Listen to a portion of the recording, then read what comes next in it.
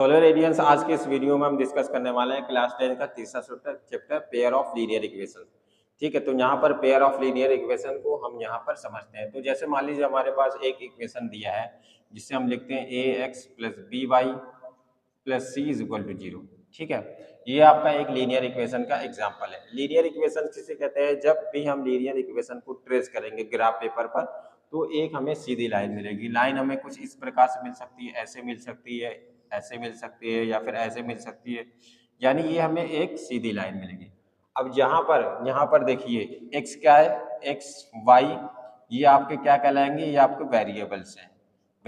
Variables का मतलब इनकी वैल्यू बदलती रहती है। ठीक है, इसी तरह से ए बी सी ये आपके क्या है? रियल नंबर होते हैं। इनको हम कहते हैं रियल नंबर, कहते हैं रियल नंबर्स। ये आपके रियल नंबर्स होते हैं।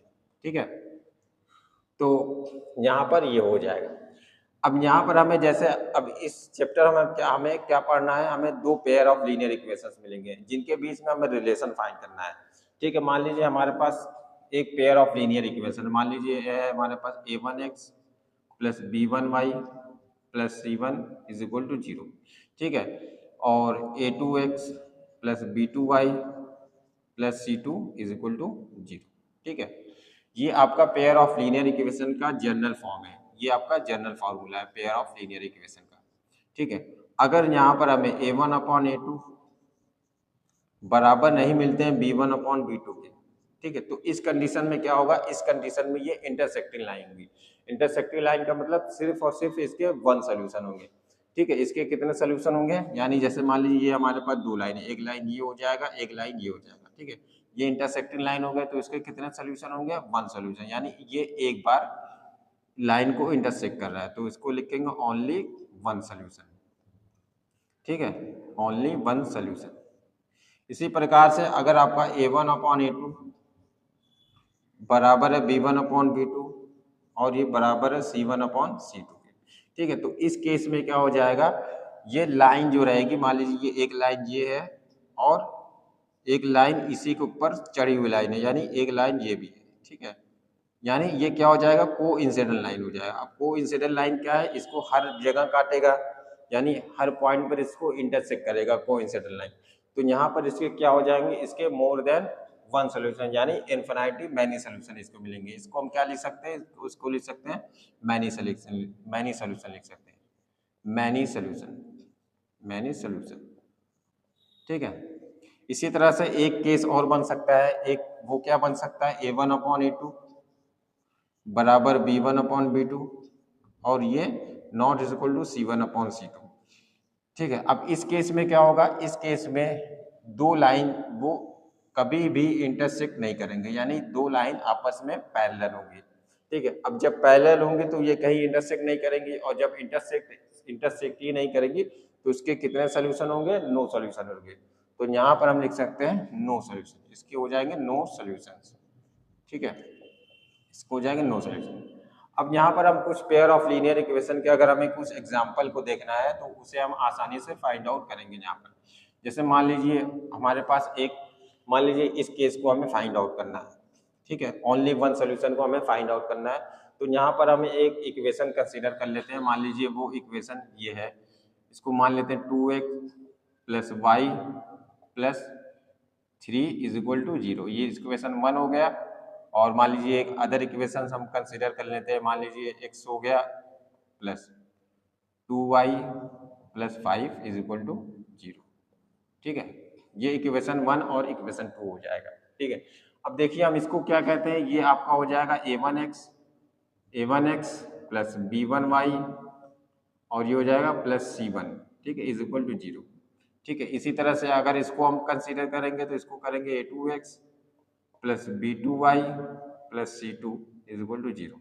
ठीक है, अभी इन्हीं दोनों इक्वेशन का मान लीजिए एग्जांपल, मान लीजिए इसको लिख लेते हैं इक्वेशन 2 ले लेते हैं, इक्वेशन 3 ले लेते हैं इसको, और इसको हम इक्वेशन 4 लिख लेते हैं। ठीक है, अब यहीं पर अगर हम इक्वेशन 3 और 1 का कंपेयर करेंगे और हम इक्वेशन 2 और 4 का कंपेयर यहाँ पर करेंगे तो हमें यहाँ पर कुछ इस तरह का हमें रिजल्ट मिलने वाले हैं। जैसे मान लीजिए हम यहाँ पर लिख लेते हैं a1 की जगह पर क्या है आपका 2 है। ठीक है, B1 की जगह पे क्या है आपका 1 है, ठीक है। C1 की जगह क्या आपका 3 है, ठीक है। इसी तरह से अगर हम इस इक्वेशन का कंपेयर करेंगे तो A2 इज इक्वल टू क्या है 1 है, B2 इज इक्वल टू क्या है आपका 2 है, C2 इज इक्वल टू क्या है आपका 5 है, ठीक है। अब यहाँ पर अगर हमें चेक करना है कि इसके कितने सोल्यूशन है या सोल्यूशन है भी या नहीं, तो हम इसको लिखेंगे A1 upon A2। A1 upon A2 क्या है आपका, यहाँ पर हम देख लेते हैं A1 क्या है 2 है और A2 क्या है आपका 1 है, ठीक है। इसी तरह से अगर हम B1 अपॉन B2 यहाँ पर निकालना चाहें तो B1 आपका क्या है 1 है और B2 क्या आपका 2 है, ठीक है। तो यहाँ पर हमें जो रिजल्ट मिल रहा है, यहाँ पर हम देख सकते हैं कि A1 अपॉन A2 ये बराबर नहीं है B1 अपॉन B2 के, ठीक है। तो यानी ये जो हमारे पास जो पेयर ऑफ लीनियर इक्वेशंस हैं, अगर हम इसको ग्राफ पर ट्रेस करेंगे तो ये सिर्फ एक बार ही कटेंगे, यानी ये इंटरसेक्टिंग लाइन है और इसके सिर्फ और सिर्फ वन सोल्यूशन होंगे। इसके कितने सोल्यूशन होंगे, ओनली वन सोल्यूशन, यहाँ लिखेंगे ओनली वन सोल्यूशन, ठीक है। इसी तरह से अगर हम एक और एग्जांपल देखना चाहें, इस टाइप का हम एग्जांपल देखना चाहें कोइंसिडेंट लाइन वाला, हम यहाँ पर अगर हम एग्जांपल देखना चाहें तो इसको हम लिख सकते हैं, कोई भी इक्वेशन हम अपने अपने हिसाब से कंसीडर यहाँ कर सकते हैं। जैसे मान लीजिए हमारे पास क्या हो सकता है, जैसे मान लीजिए x plus Y plus 2 is equal to 0, ये इक्वेशन टर्न हो गया। इसी तरह से हम लिख लेते हैं 2x plus 2y plus 4 is equal to 0, equation 2 हो गया। अब इस कंडीशन में हम देख लिए क्या करते हैं, इक्वेशन 1 और 2 का लीनियर इक्वेशन के जनरल फॉर्म से अगर इसका हम कंपैरिजन करेंगे जनरल फॉर्मूले से, तो यहाँ पर जो हमें रिजल्ट मिलेगा वो होगा A1 upon A2। A1 upon A2 क्या है 1 है और A2 क्या है 2 है। इसी तरह से अगर हम निकालना चाहें B1 अपॉन B2, B1 आपका क्या 1 है और B2 क्या आपका 2 है। इसी तरह से अगर निकालना चाहें हम C1 अपॉन C2, तो C1 आपका क्या है 2 है और C2 आपका क्या है 4 है, तो यानी 2 1 2 रफ यानी 1/2। तो यहाँ पर हम इस केस में हमें पता चल रहा है कि A1 अपॉन A2 बराबर है B1 अपॉन B2 और ये भी बराबर है C1 अपॉन C2। यानी ये कौन सा लाइन दिखाता है, ये कोइंसिडेंट लाइन दिखाता है, यानी ये लाइन एक ऊपर एक चढ़ी हुई लाइन है जो कि इसे हर जगह पर यानी हर एक पॉइंट पर इसको इंटरसेक्ट करती है। तो इसके कितने सोल्यूशन हो जाएंगे, इसके इनफाइनाइट मैनी सोल्यूशन हो जाएंगे, जिसको हम लिख सकते हैं मैनी सोल्यूशन, मैनी सोल्यूशंस हो जाएंगे इसके, ठीक है। इसी तरह से अगर हम तीसरे वाले कंडीशन का एग्जांपल एक देखना चाहें तो यहाँ पर हम इसको राइट कर सकते हैं, मान सकते हैं। यहाँ पर जो हमारे पास इक्वेशंस होगा, कोई सा भी कंडीशन कोई सा भी इक्वेशन आप मान सकते हैं, इसके लिए आप फ्री हैं बिल्कुल। तो मान लीजिए हमें इस कंडीशन को दिखाना सॉल्व आउट करना है, तो हमें एक इक्वेशन यहाँ पर मानना पड़ेगा। तो मान लीजिए हम इक्वेशन मान लेते हैं 2x, ये इक्वेशन हमारे पास हो गया 2x plus 3y plus 5 is equal to 0, ये मान लीजिए एक इक्वेशन हो गया।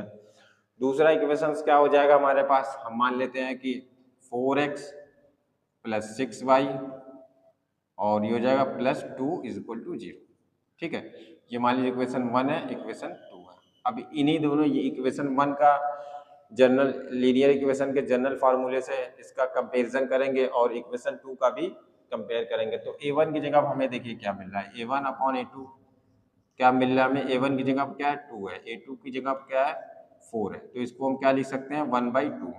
इसी तरह से अगर हम B1 अपॉन B2 निकालना चाहें, B1 upon B2 is equal to क्या हो जाएगा, B1 क्या है 3 है, B2 क्या आपका 6 है, तो ये क्या कितना हो जाएगा 1/2, 3 1 जा 3, 3 2 जा 6। इसी तरह से अगर हम C1 अपॉन C2 निकालना चाहें, C1 अपॉन C2, तो C1 क्या है 5 है और C2 क्या है आपका 2 है। तो यहाँ पर हमें क्या एक रिजल्ट हमें क्या मिल रहा है, यहाँ पर हम देख सकते हैं कि A1 अपॉन A2 ये बराबर है B1 अपॉन B2, लेकिन C1 अपॉन C2 क्या है आपस में बराबर नहीं, क्योंकि यहाँ पर हम देख सकते हैं A1 अपॉन A2 क्या है 1/2 है, B1 अपॉन B2 क्या है 1/2, लेकिन C1 अपॉन C2 को हम यहाँ पर अगर देखें तो हमारे पास 5/2 है, जो कि इस वाले इक्वेशन को रिप्रेजेंट कर रहा है यहाँ पर।